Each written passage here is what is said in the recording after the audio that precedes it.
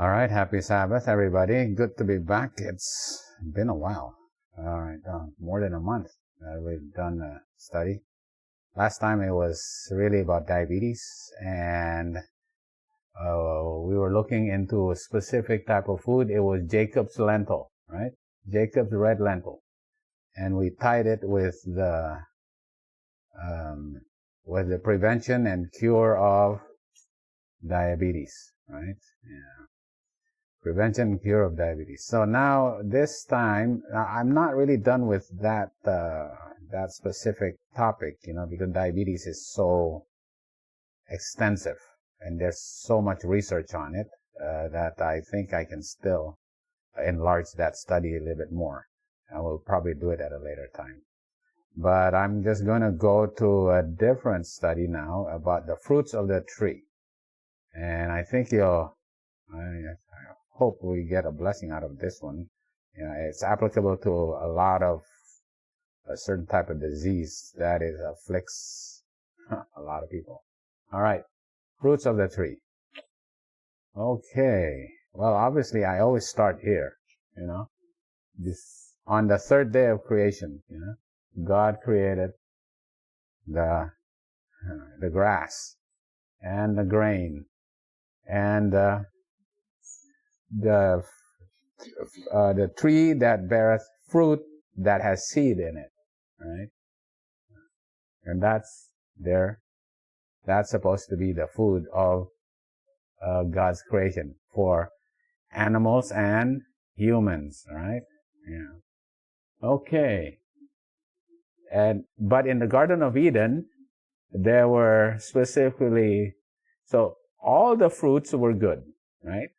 But there were specifically two special trees, right?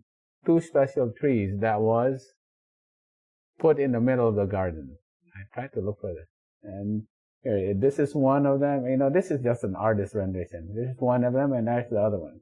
And this other one has a snake on it, right? So one is the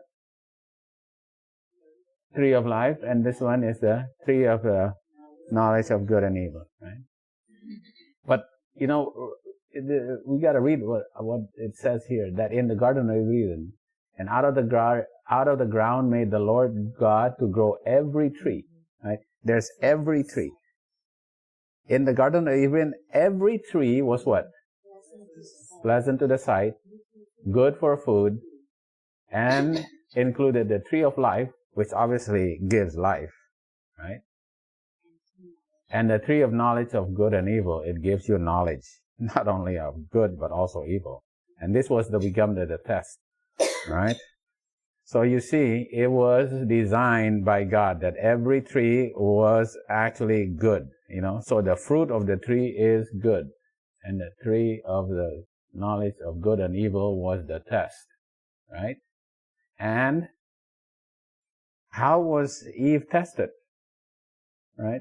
Eve was deceived by Satan, right? And what did Satan use, right?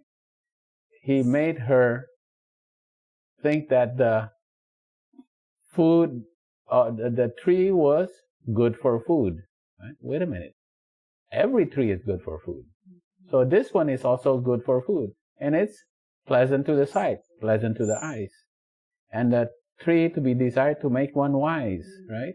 Right. But this is the characteristic of every tree.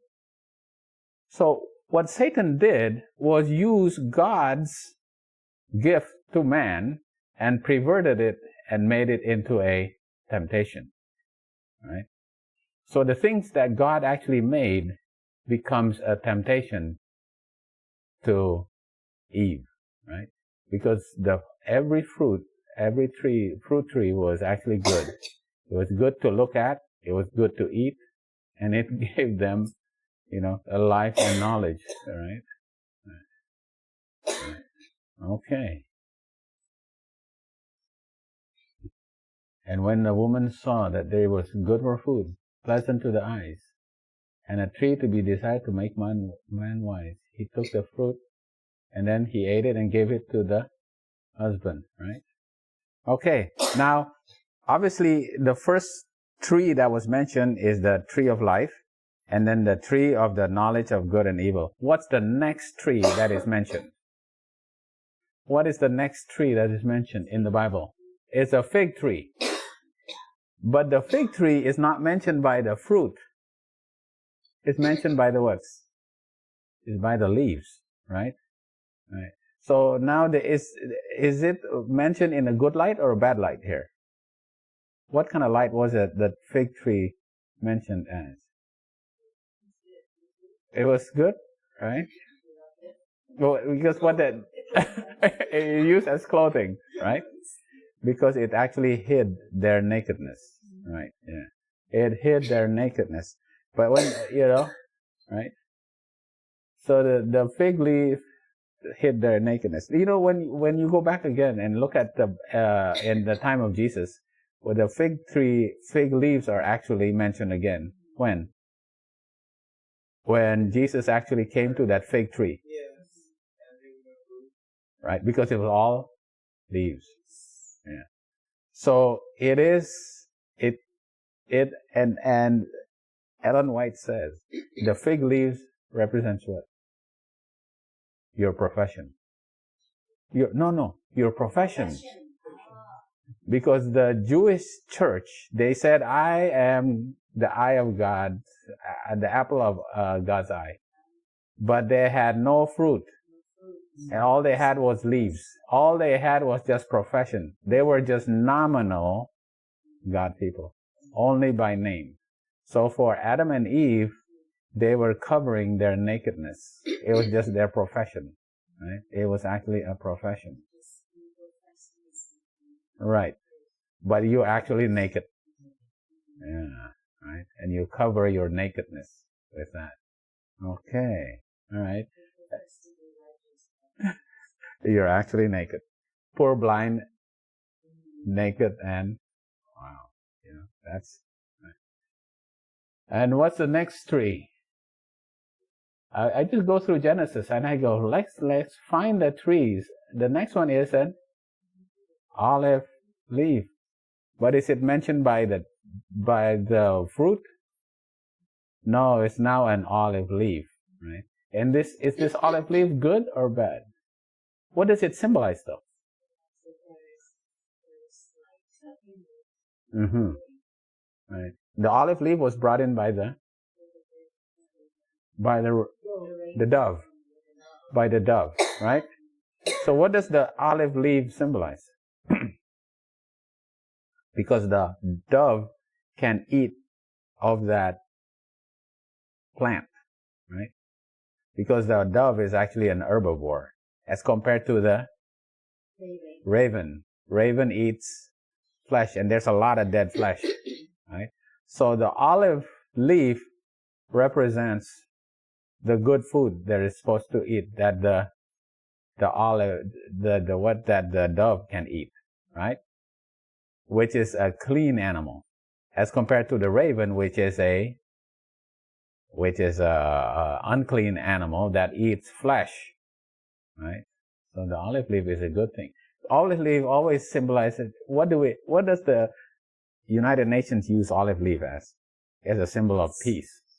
But I see it as a symbol of the food that you're supposed to eat, right? As compared to the raven that eats flesh. Right?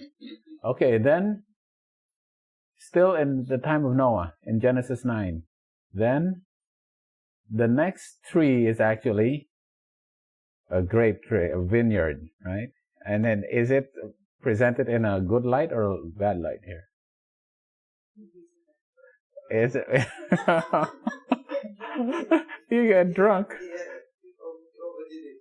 Right? And what happened when he was drunk? Yeah, it revealed he revealed his nakedness, right? Because the good thing about at least a fig leaf will cover the nakedness. It actually uncovers. It uncovers his nakedness, right? So I'm just going through the fruits of the trees, right? The trees that have fruits, right? And what it actually, and I haven't come to a fruit yet, except for the fruit of the tree of knowledge of good and evil, right? Finally, in Exodus, you find a fruit. Finally, this is finally you come to a fruit of a tree, and it's actually pomegranate, right? It's found in the tabernacle. And where is that pomegranate? The pomegranate is right here, right? The pomegranate is a pomegranate and a bell, a pomegranate and a bell, a pomegranate and a bell. And what happens? It makes a noise, right? And it symbolizes the work of Jesus in the tabernacle, right? When Jesus is moving, when Jesus is actually moving from one dispensation to another dispensation, it will make a noise. And we can understand what is happening in heaven, all right? That is a pomegranate. So it's connected with Jesus, the work of Jesus, all right?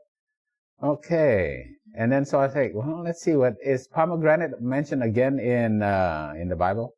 Oh, obviously it is, right? The lips are the thread of scarlet, and the pomegranate, which is also red, is like the piece of pomegranate within thy locks, right? So this must be a beautiful woman that has red hair, and it's beautiful like pomegranate within her hair, right? She has a red hair and it's beautiful, okay? And also, right, you drink the spiced wine of the juice of pomegranate, right? So the juice of pomegranate is actually mentioned in the Bible as, all right? Yeah, you can make it into a juice, and for some reason it's mentioned in the Bible, all right? So let's find out. So this is, so now we find a fruit of a tree that has a fruit that is actually beneficial. It looks beautiful and it's beneficial. I guess maybe the red hair is curly. I don't know. The beautiful woman with pomegranate in her hair, Anyway, right? There has to be some good redeeming quality of healthful quality of pomegranate. All right? Yeah. Okay. So let's see. Pomegranate.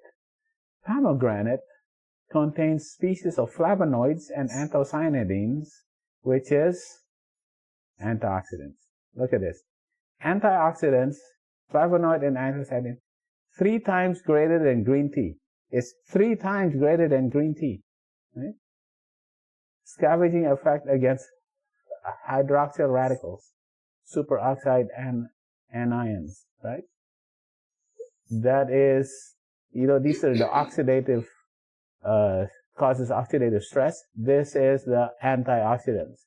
The antioxidants that is the flavonoids and the anthocyanidins in pomegranate is 3 times as active as the antioxidants in green tea extract, right? It is, right, were found to possess higher antioxidant activity than vitamin E, beta-carotene, and ascorbic acid. Wow. It is more active than vitamin C, vitamin E, or beta-carotene. Wow, this must be really good. Huh? Okay. Huh? Is it expensive? Wow.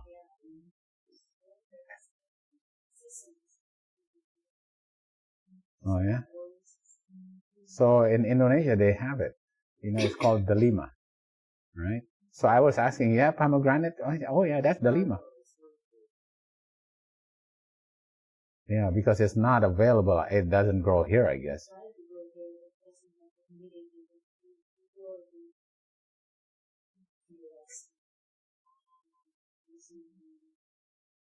So it grows a lot in, obviously, the Middle East and Persia and Iran and all that. Pomegranate is very, dry, right?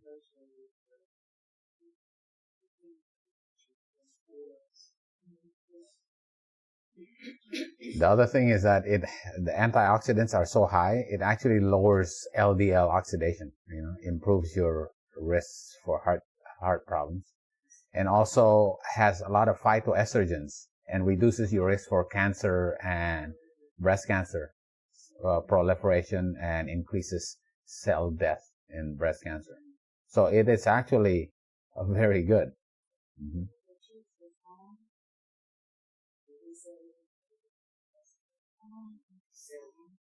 Yeah.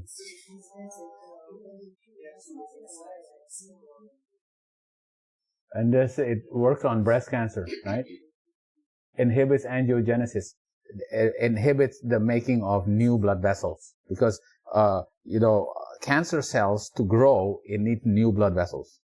So it inhibits growth of new blood vessels, invasiveness, growth, and induces the death of cancer cells. Also works in prostate cancer, right? Right? Increases adhesion, decreases migration. Wow, look at this. Right? Prostate cancer because apoptotic, antioxidant, anti-proliferative, wow. Yeah.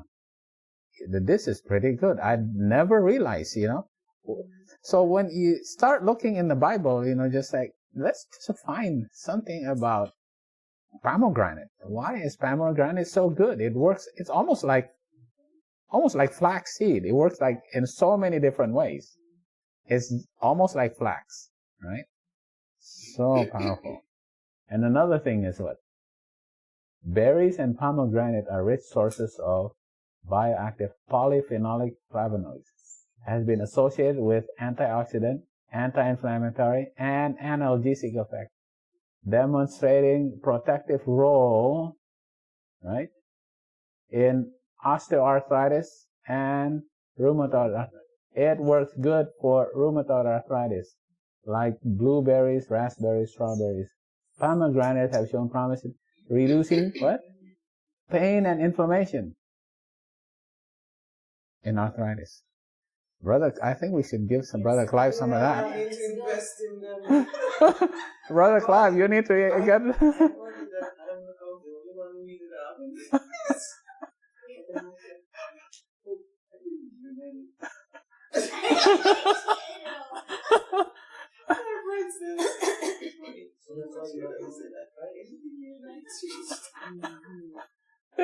It's very good in arthritis.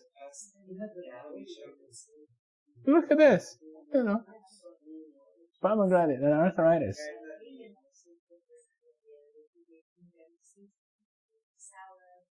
Mm-hmm. Yeah. So pomegranate, all right. The pomegranate extract, right? Pomegranate extract, significantly reduce the score in swelling, tender joints, pain intensity, even your sedimentation rate, even your inflammatory markers in your blood, your sedimentation. This is for arthritis, right? Yeah. Morning stiffness, right? Pomegranate extract alleviates disease activity, improves some blood markers in rheumatoid arthritis. Right? Wow. So I said, wait a minute. I got a Bible study going on here right now. It's about arthritis. But rheumatoid arthritis is not that common. Yeah. Osteoarthritis is very common. Right? Very common. But what's another one that's very common? Gout. Yeah. So then I said, well, let's see about gout. So, this is my segue into a study about gout. All right. Yeah, because pomegranate works good against arthritis, all kinds of arthritis, osteoarthritis, rheumatoid arthritis. So I figured we should study about gout. So what's gout, right? This is the picture that's so famous, right? It's about a fat king who eats rich foods and drinks alcohol and has a sedentary lifestyle, right? Yeah. That's what they get. And what joint? The big toe, right? The first metacarpal phalangeal joint. Yeah. And that's the joint. Yeah. Why is that joint? It's the furthest away. It's also kind of like probably the coolest is cooler, right? And probably you get a little bit more trauma to that area, so it easily gets inflamed, right? Okay. And what actually causes up, what builds up? Uric acid. Okay, that's the formula for uric acid. And how does it actually look like under a microscope? All these needles, right in your joint. It's very inflammatory, very, very painful, right? So a high level of this in your blood will eventually accumulate and crystallize inside your joints. And these crystals are highly inflammatory and obviously very painful, right? All right. So how do you get uric acid? Where do you get uric acid from? That's first thing. We got to get the science of it. It comes from purines. What's purines? The thing about it is, what is purines? All right. Okay. All right. You got to find. Purines are adenine and guanine, right? All right. Adenine and guanine. All right. And it's part of, actually it's part of a chromosome, right? So this is the double helix of a chromosome, right? Yeah, that's the chromosome, right? That's the 1, 1, 2. That's a double helix, right? And what connects them and joins them together is like these nucleotides, right? There's the adenine, which joins with thymine on the other side, and there's guanine, which joins with cytosine on the other. A with T all the time, G with C. But adenine and guanine are the nucleotides, right? They're called nucleotides, right? Any cell that has a chromosome will have purines, right? So does plants have purines? Obviously, plants have purines. Yeah, animals, everything that has a cell that has a chromosome has purines, right?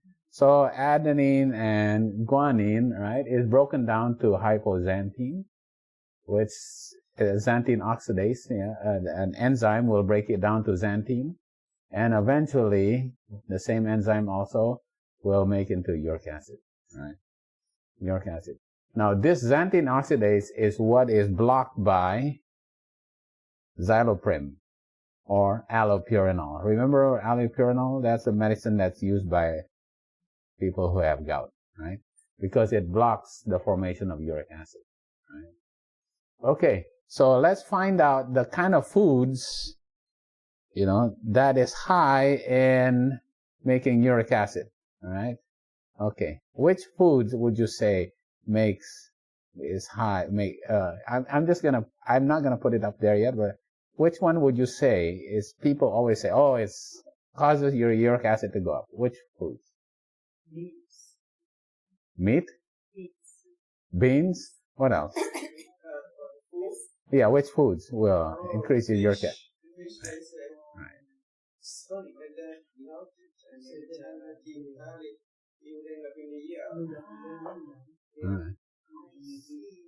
Which causes a higher increase? Meat or fish? Which actually causes, increase more uric acid? Meat or fish? Okay, just look here. Jackie knows this already.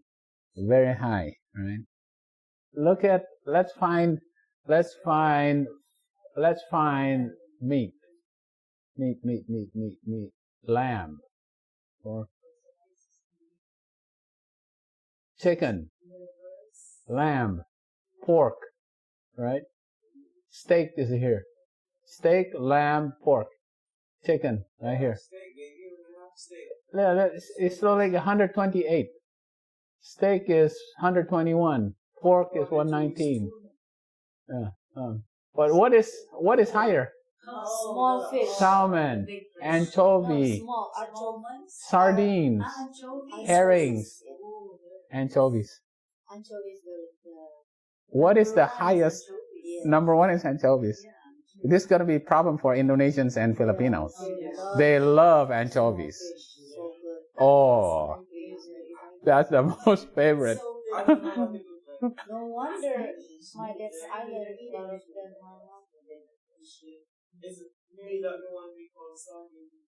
Oh, this is sardine right here. This is sardine, even tinier than sardines, right?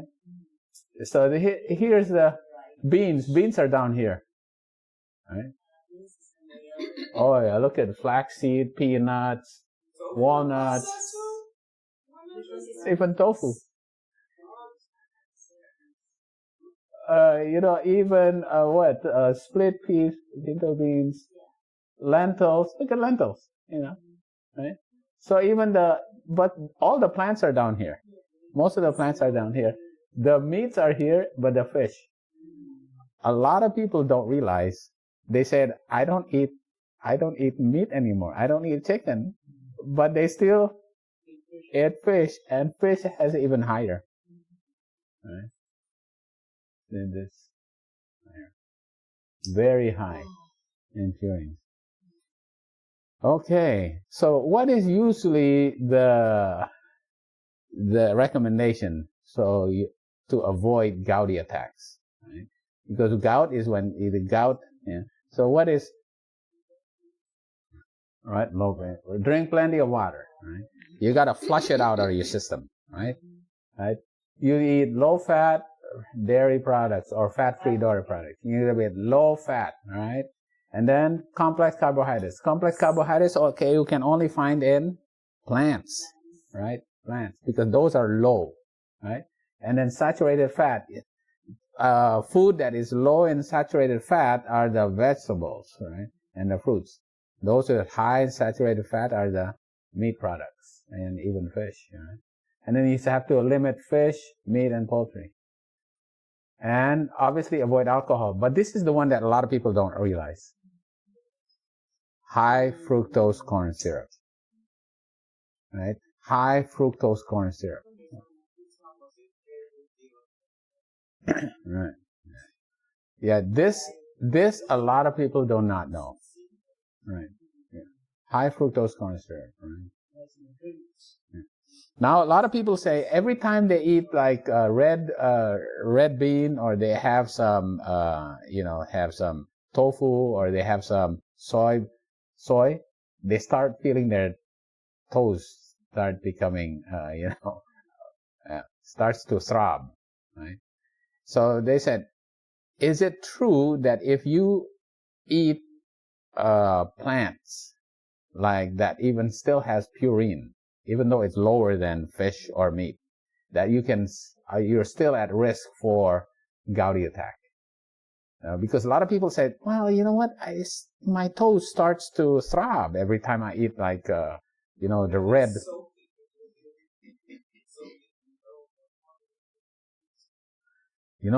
I'm not sure specifically about that, but what they did was the New England Journal of Medicine, which is the premier, right? They've done a big study, and what they basically found, right? Moderate intake of purine-rich vegetables and protein is not associated with increased risk of gout. Right? Yeah. So even if you take soy or lentils or beans, it actually does not. So if you still have gouty attack when you're eating those plant foods, there's something else that actually causing it. There is something else. And, a lot of times people don't realize it's the high fructose corn syrup in their diet, right? They actually don't realize it. Now, they actually have a list here, beef, pork, lamb, canned tuna, and then dry meat, fish, the risk is definitely higher if you eat more than once a week. It increases your risk 25%, 28%. Here, 60% the other fish. Shrimp, lobster increases 57%, right? Actually, milk does not increase your risk.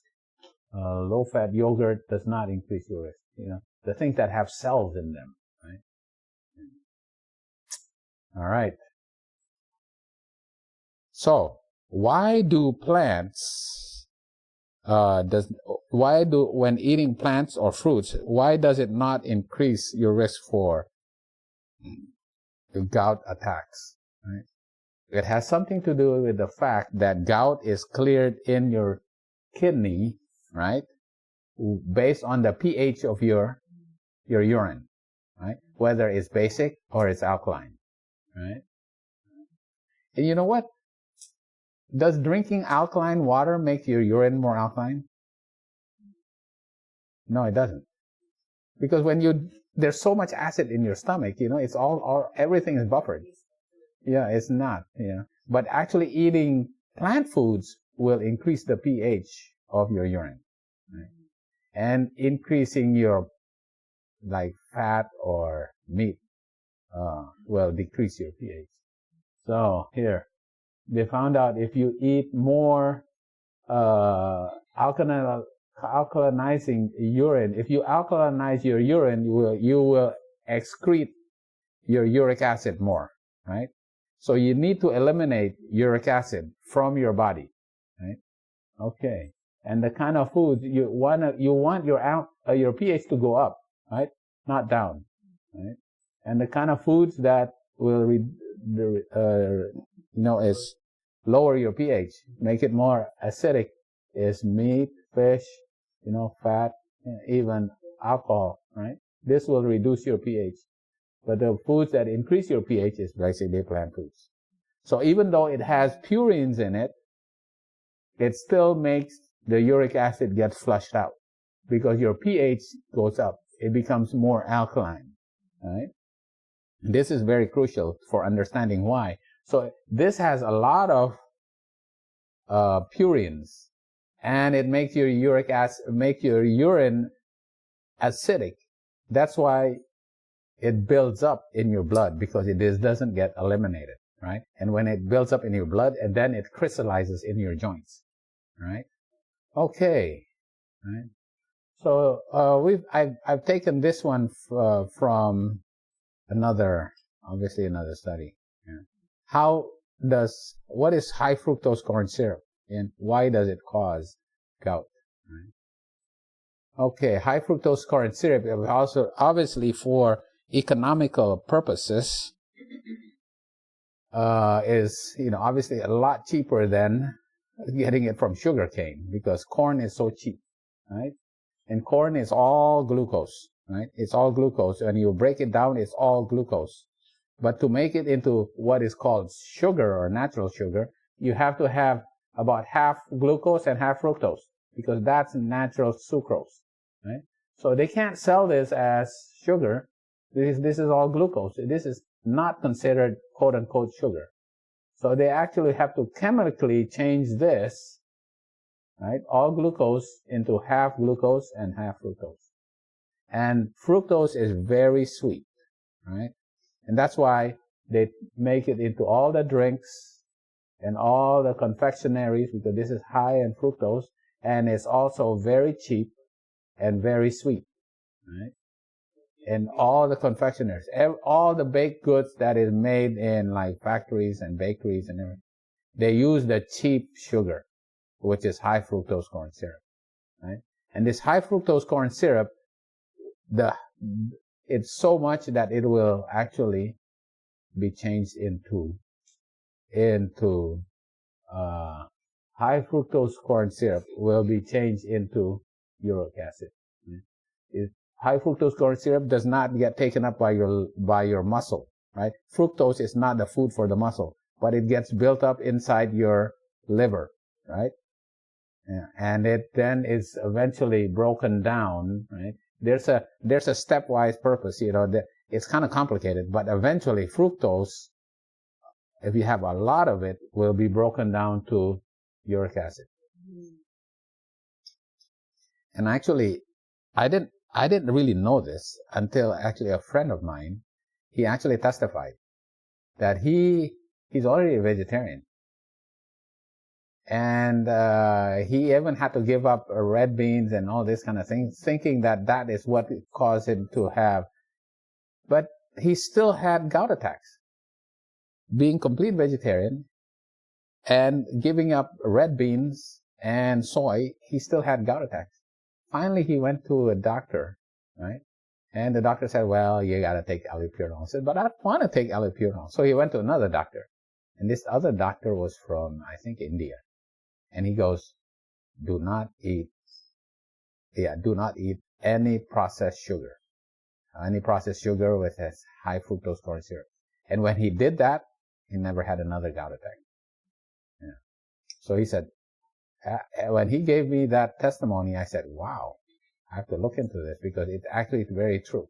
High fructose corn syrup causes uric acid, Yeah, it causes high fructose intake and risk of gout and hyperuricemia. So why does fructose in fruit not cause increased uric acid? Well, there's a lot of antioxidants. What else? It changes your urine. Yeah, it changes your urine to high pH. So it eliminates that uric acid. All right? Okay. And the other thing is that the fiber also. Right? High fructose corn syrup and processed foods, right, causes hyperuricemia. Not only that, it causes metabolic syndrome. A person to become more obese, right? Have high lipid levels, right? Okay, uric acid level for women is 6. Higher than 6, you have hyperuricemia. For men and postmenopausal women is 7, right? Yeah. For men is 7 milligrams in the blood, all right? Okay, that's the kind of food. All right, so this is kind of complicated, but anyway, excessive consumption of fructose causes increase of your blood glucose. Also increases it causes an inflammation in your body, right? But then also increases uric acid in the blood, and it eventually causes gouty attacks, all right? High fructose corn syrup. High fructose causes obesity, chronic kidney disease, insulin resistance, non-alcoholic fatty liver disease, right? It causes fat deposition inside your liver, causes cardiovascular disease, and obviously gouty attacks. All these things are associated with all these processed foods, right? High fructose corn syrup. Okay, so let's see the mechanism. Okay, how is purine metabolized? Okay, purine is from what? The chromosome inside your cells, right? And so you have your cells here. Your cells eventually die. All cells eventually die and has to be replaced. So when it dies, it has to be replaced. But the body conserves itself, and it just reuses. Yeah, it reuses the adenine and guanine. Yeah? A lot of it is being reused, right, to make new cells. Right? But also, you can get adenine and guanine from the food that you take, obviously, right? Yeah. This also has, but from beef and chicken, all right. You can get adenine and guanine. You get your purines, right? Purine is being recycled, but you actually add purines to your diet, right? So some of that becomes uric acid, right? This is your adenine and guanine. Your purine becomes uric acid, right? And now uric acid can be eliminated through your intestines, right? And it's eliminated better if you take a lot of fiber. So that's why when she said, that's why when you have fruits, yeah, the fiber actually binds to your uric acid and eliminates it. Not only that, uric acid is eliminated through the kidneys, and it depends on the pH, right? Remember that it depends on the pH, right? So you want your uric acid to go this way and to go this way, right? But if it doesn't go out that way, it'll go into your joints. It'll go into your joints. If it builds up here and it doesn't go out this way, it goes here, right? So what you need to do, it's also absorbed, there's some absorption that makes uric acid, right? The liver also delivers adenine and guanine, but it's eliminated by fiber, right? Fiber binds into the uric acid, and also your pH. The higher the pH, the more it gets eliminated, right? But one way you can actually add high fructose corn syrup will actually go into your liver, and then it goes to become uric acid, and it adds purines also, right? So high fructose syrup, corn syrup, adds to uric acid production, right? And this type of all foods basically add to uric acid production. But what you want to do is eliminate more through the gut with fiber and through the urine with increasing your pH, right? And allopurinol basically works right there, right? This is what allopurinol does, right? But one way, you have to make sure that you get rid of, your uric acid, right, from your bloodstream, right? When you reduce your uric acid in your bloodstream, the uric acid will now come out of your joint and go into the bloodstream and get eliminated out, right? So that's what you need to do, okay? So just looking at this, you basically have to eat a lot more plant foods, right? Because it has the fiber and it increases your pH, makes it more alkaline, right? And then obviously you got to stop drinking sodas and confectionaries and all kinds of, bakery stuff that you buy in stores. You just got to make it yourself, right? Yeah. And then you got to eliminate all the food that are high in purines, right? Okay. What else? What can reduce your uric acid? It's been found that it's cherries, right? Cherries. So they compare cherries with grapes, strawberries, and kiwi, right? And cherries actually reduces your risk. It actually reduces your, C-reactive protein, right? Yeah. Your urate, right? It increases your urine urate, right? Look at that. From 202, 278, 250 in 3 hours, right? It increases your, so cherries reduces your risk for developing, I think they said, a bowl of cherries. Yeah.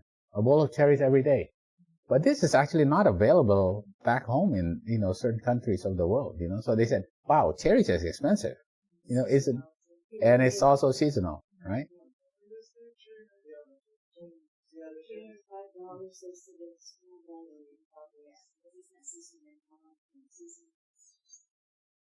Yeah. Because why does it has a lot of vitamin C, which is an antioxidant, anthocyanins, right? Antioxidants, and it increases your uric acid excretion in the kidneys because it's, right, obviously it increases the pH, right? And it does have fiber for sure, right? Okay. Right.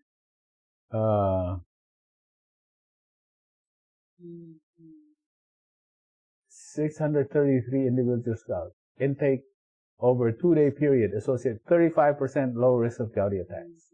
Right? Cherry extract. The findings suggest that cherry intake is associated with a lower risk of gout attack. They've studied this, and that's what they found. Cherries. But then, what else can you do? This is actually found in Indonesia, right? They found that bay leaf drink. You use bay leaves? Yeah. Okay. Do they actually grow it here, right? Do they have to import it? Bay leaves? Yeah. You use a bay leaf drink, right? If this is a bay leaf, and use it as a drink, it'll reduce your uric acid level from 8.6 down to 8.1. Yeah. Right? Barely 3. But if you take soursop juice, it drops down like 2.3 points. It's a lot better. Soursop. Yeah. Soursop, it's actually it's available, it reduces your level a lot more, right?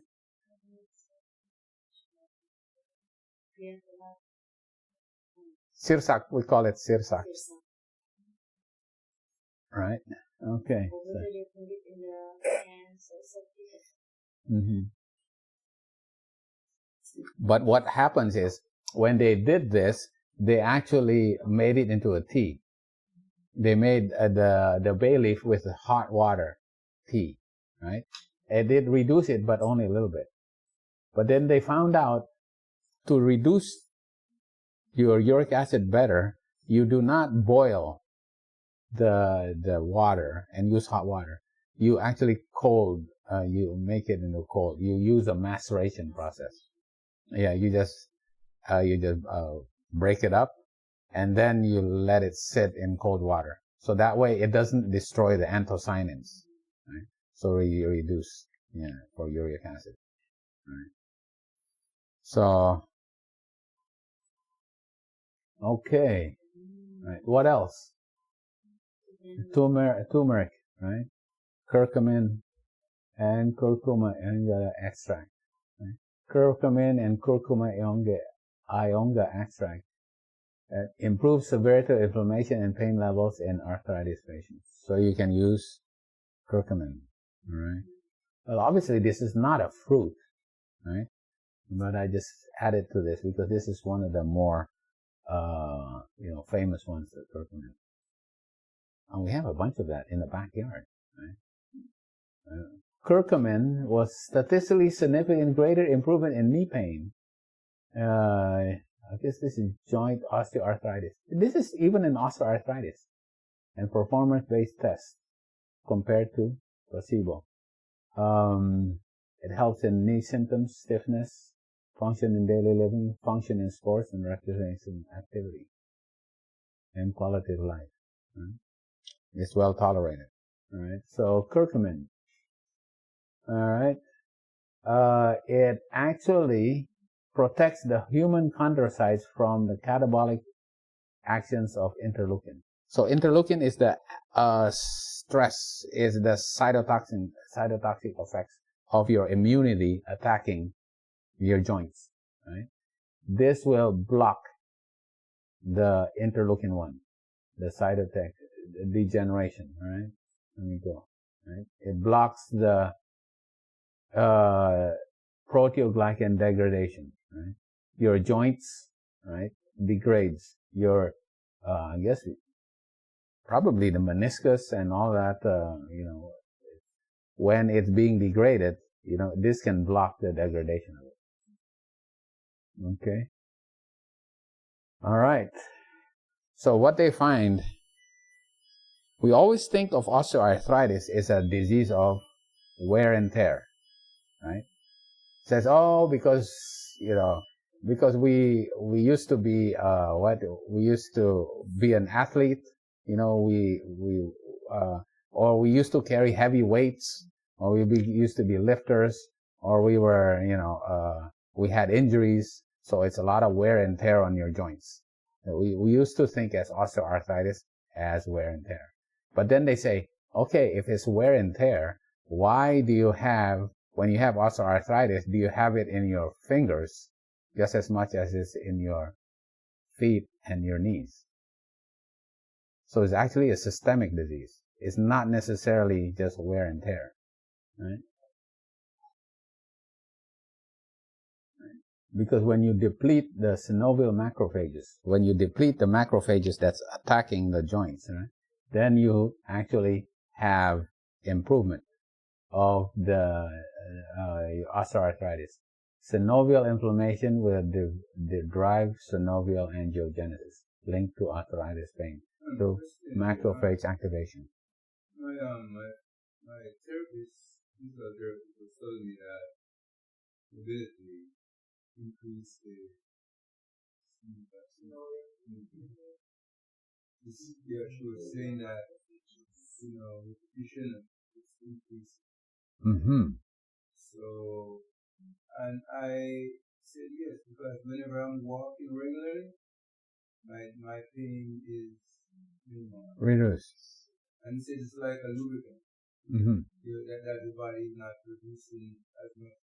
But when you sit down, when you relax, so and it's because that's why sometimes I don't like to sit a lot. When I'm moving around, I have less pain. Mm-hmm. So I have to look at that word. We have been discussing that word a couple days when I went there. We were discussing, synovial tissue, right? So the synovial tissue, for some reason, is degenerated. And what actually degenerates is there's macrophages. Macrophages is the cells that actually will attack it, right? And it's a systemic thing. So obviously you can have degeneration of your synovial joint because of prior injury and prior, wear and tear. But it's not all, it is also a systemic disease. In other words, things that actually attacks your immunity actually attacks your joints. That's why this is what they said. You have this, you have inflammation in your fingers as well as in your feet with osteoarthritis, because it's not all wear and tear. There's systemic effect. Just like gout. Gout is a systemic thing, right? Yeah. For example, if you have a strep infection and you have rheumatic fever, right? And then you develop the rheumatic arthritis, right? You develop an arthritis. The inflammation that is triggered by that infection with Streptococcus group A, right? Actually, the body trying to fight that infection also attacks your joints. So that's why you have you have a bystander. It actually causes rheumatic arthritis, right? So it's also can be with your food. Certain foods that are more inflammatory will cause more inflammation in your joints. Right?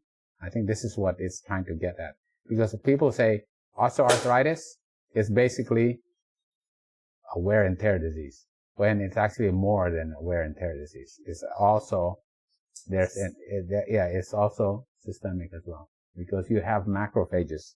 They find macrophages in there, and macrophages is basically the body's trying to calm down something. So as a matter of fact, calming things down actually makes things worse, right? Yeah. Right? Obesity and osteoarthritis more complex than predicted, right? Yeah. Adipose tissue is always thought of it's just a passive storage of energy, right? But it's actually an endocrine that releases large amount of factors like interleukin-1, tumor necrosis factor, leptin, adiponectin, resistin, visfatin. The fat in your belly, right? That visceral fat actually is an endocrine organ, makes all kinds of factors, cytokines, right? And adipokines, right? Recent data strengthens that the hypothesis that osteoarthritis is a systemic disorder in which dysregulation of lipid homeostasis can be one of the pathologic mechanisms leading to osteoarthritis. Because they always thought that being overweight and fat causes your joints, right? Because, you're carrying too much weight. That's why your joints are hurting. When actually the fat that is in your specifically the visceral fat makes interleukin-1 and tumor necrosis factors. It's inflammatory, right? Also to your joints. Right? So now they said, okay, if inflammation causes you to have osteoarthritis, then eating foods that are high in anti-inflammatories, must improve your symptoms of osteoarthritis. And it's true. A whole food plant-based diet is good. After 2 weeks, right?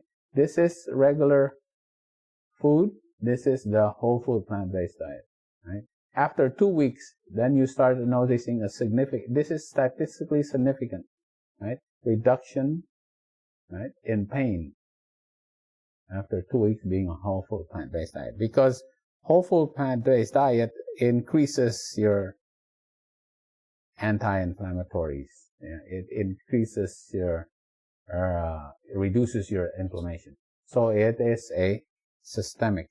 It's a systemic. Oh, all right. Okay, here we go. All right. In rheumatoid arthritis, the clinical variables and most laboratory values measured, right? 27 patients in the fasting and vegetarian diet groups improved significantly compared to the control group.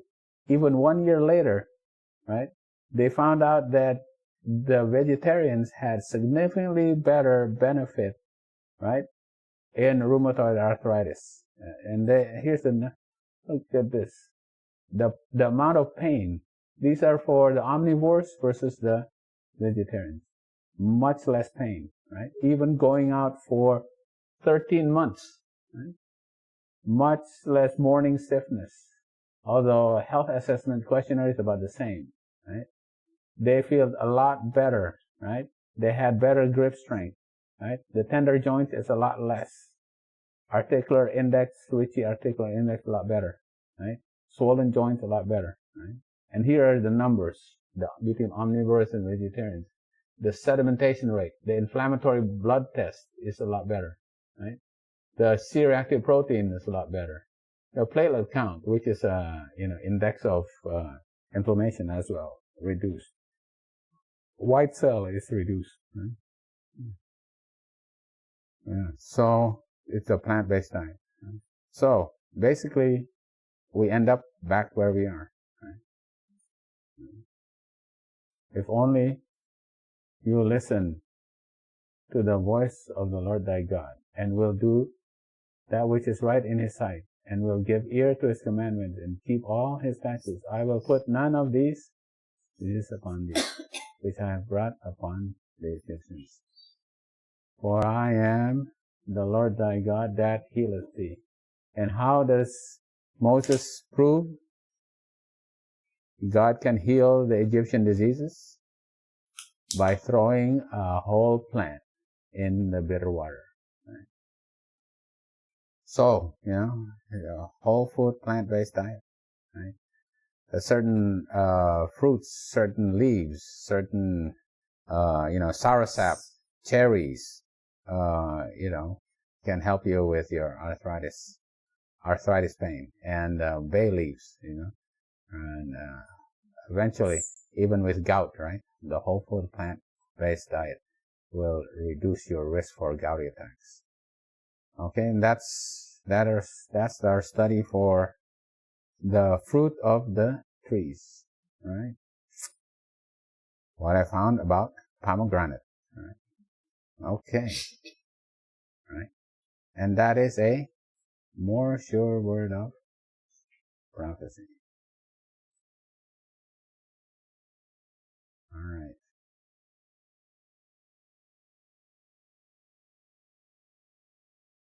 A lot of people ask me about gout, so I did have to make